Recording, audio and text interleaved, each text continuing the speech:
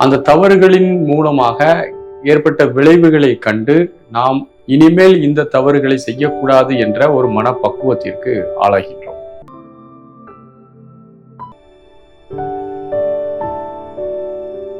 அனைவருக்கும் அன்பான வணக்கங்கள். கடந்த கால நினைவுகள், தவறுகளை நாம் எப்படி கையாள வேண்டும் அல்லது அதிலிருந்து எவ்வாறு விடுபட வேண்டும் என்ற ஒரு கேள்வி கேட்கப்பட்டிருக்கின்றது. மானுடர்கள் அனைவரும் 100% சரியானவர்கள் என்று சொல்லிவிட முடியாது. ஹியூமன் எரர் இல்லாம நம்மளால வாழவே முடியாது. அந்த தவறுகளின் மூலமாக ஏற்பட்ட விளைவுகளை கண்டு நாம் இனிமேல் இந்த தவறுகளை செய்யக்கூடாது என்ற ஒரு மனப்பக்குவத்திற்கு ஆளாகின்றோம். இது ஒரு மனித தன்மைக்குரிய ஒரு இலக்கணமாகும். மனிதர்கள் அனைவரும் உளவியல் ரீதியான ஒரு அணுகுமுறையை கொண்டவர்களாகவே இருக்கிறோம். நாம் நம்மை அறியாமல் மனதால் ஒரு நபரோடோ, மனதால் சில பொருட்களோடோ, கருத்துக்களோடோ அதிகமான பந்தப்பட்டு விடுகின்றோம். அந்த கருத்துகளின் மீதும், அந்த நபர்களின் மீதும், அந்த பொருட்களின் மீதும், சொத்துக்களின் மீதும் நாம் அதீத பற்றுடையவர்களாக நம்மை அறியாமல் இன்வால்வ் ஆகிறோம். நம்ம எல்லாமே செய்யலாம், ஆனால் இதுலயுமே அட்டாச்மெண்ட் இருக்கிறது அப்படிங்கிறது ஆபத்தானது. நபர் மேலேயோ, பொருள் மேலேயோ, கருத்துக்கள் மேலேயோ இருந்தது அப்படின்னா, நம்ம அந்த விஷயம் நமக்கு நடக்காத போது அல்லது அந்த நபரோ அந்த பொருளோ நமக்கு உதவாத போது, நமக்கு எதிராக இருக்கும் போது நமக்கு மிகப்பெரிய பாதிப்புக்கு உள்ளாகிறோம். யார் மீதும், எந்த நபர் மீதும், எந்த சொத்துக்கள் மீதும், கருத்துக்களின் மீதும் நாம் பற்றற்ற நிலையில இருக்க வேண்டும். அப்பொழுதுதான் உங்களால் சுதந்திரமாக யாவற்றையும் உற்று நோக்கி அனுபவித்து அறிவுபூர்வமாக வாழ முடியும்.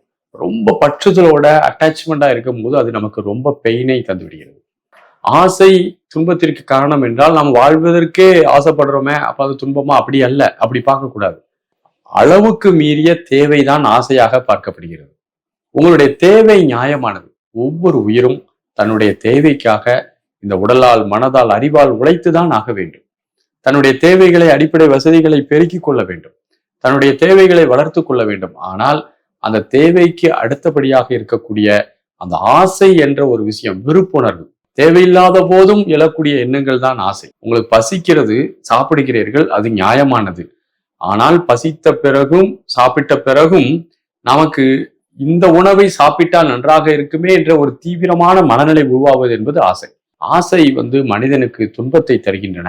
ஒவ்வொரு மனிதனும் துன்பப்படுகிறான் என்று நாம் எடுத்து பார்த்தால் அவனுடைய துன்பத்திற்கு ஒரு ஆழமான காரணம் என்னவாக இருக்கும் என்றால், அவனுடைய விருப்புணர்ச்சிக்கு எதிரான தன்மை, சூழ்நிலை ஆகியவை அமைவதனால் தான் அவன் துன்பப்படுகின்றான். அவன் வெறுமன பற்றற்றவனாக இருக்கிறான், எல்லாவற்றையும் பயன்படுத்துகிறான், எல்லாரோடும் இருக்கின்றான், எல்லாவற்றிலும் பங்கு கொள்கிறான்.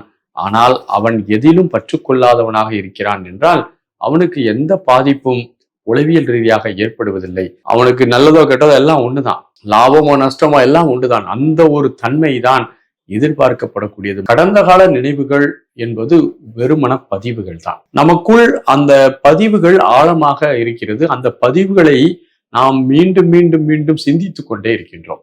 இந்த சிந்தித்து கொண்டே இருக்கக்கூடிய ஒரு வகையான மன ஓட்டமானது நமக்கு துன்பத்தை, தீராத துன்பத்தை தந்து விடுகிறது. அது ஒரு வகையான உளவியல் ரீதியான வீக்கான நிலைதான் என்று நாம் அறிந்து கொள்ள வேண்டும். மனமானது ஒன்றை பதிந்து அதுதான் சிறந்தது என்று நம்மை நம்ப வைத்து அதிலேயே நம்மை சிக்க வைக்கக்கூடிய தந்திரங்களை செய்யக்கூடியது.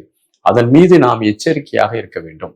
அப்போ அந்த மாதிரியான கடந்த காலத்துல நம்ம ஒரு விஷயத்துல நம்ம லாக் ஆகிருக்கிறோம் அப்படின்னா அதை பத்தியே திரும்ப திரும்ப திரும்ப திரும்ப சிந்திப்பதிலிருந்து விடுபடுவதற்கான வேலைகளை பார்க்க ஆரம்பிக்கிறோம். ரொம்ப பிஸியான ஸ்கெடியூல்ல இருக்கணும். நல்ல புதிய நட்புகளை நாம் ஏற்படுத்தி கொள்ள வேண்டும். நல்ல புதிய நட்புகளோடு, நல்ல ஒரு ஆரோக்கியமான நட்புகளோடு, நம்மை புரிந்து கொண்ட நட்புகளோடு நம்ம நல்ல பழக்கத்தை ஏற்படுத்தி கொள்ள வேண்டும். நிறைய நூல்களை வாசிக்க வேண்டும். தியானம், யோகா போன்ற பலவற்றை நாம் நம்முடைய இயல்பாக மாற்றிக்கொள்ள வேண்டும். நமக்கு மனதிற்கு பிடித்தவர்களை விட நம்மை நன்கு பிடித்தவர்களிடம் தேடி போய் உட்கார்ந்து அவங்கள்ட்ட நேரத்தை ஸ்பெண்ட் பண்ணணும். அன்றைய ஒரு முழு பொழுதையுமே ரொம்ப பிஸியாக வைத்திருக்கணும். காலம் என்பது மிக சிறந்த ஒரு மருந்து.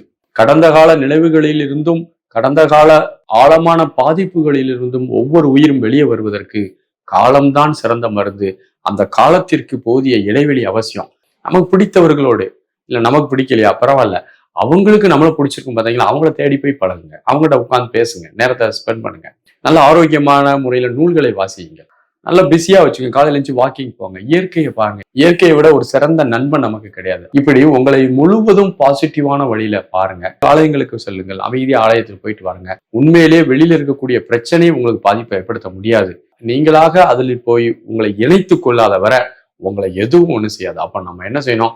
பற்றற்ற ஒரு மனிதராக, அன்பும் கருணையும் உள்ள மனிதராக இருக்க வேண்டும். எந்த ஒரு விஷயத்துக்குள்ளயும் அதீத பற்றோடு இருக்கும்போது நம்முடைய சுதந்திரம் கெட்டுப்போகுது. நம்மளால அதை தூரத்துல வச்சு நிம்மதியா ஒன்றை அணுக முடியாது. ஆகவே தூரத்து பச்சை கண்ணுக்கு எப்போதும் குளிர்ச்சி என்பதை நீங்கள் நினைவு கொள்ள வேண்டும். வாழ்த்துகள். நன்றி. வணக்கம்.